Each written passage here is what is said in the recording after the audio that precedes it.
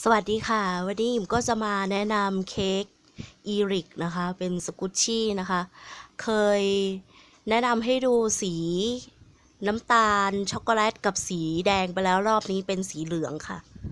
แต่จะไม่แกะถุงแล้วนะคะเพราะเคยรีวิวสีน้ำตาลช็อกโกแลตให้ดูแล้วเนาะนี่ค่ะ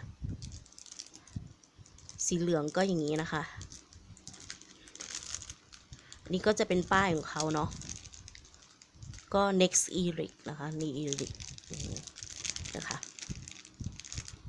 ค่ะเคยบีบให้ดูแล้วนะรอบนี้ไม่บีบแค่ให้ดูสีเฉยๆนะคะแค่ให้มาดูสีว่าอันนี้มันเป็นสีเหลืองนะค่ะก็เค้กอีริกก็สวยอยู่แล้วนะคะค่ะ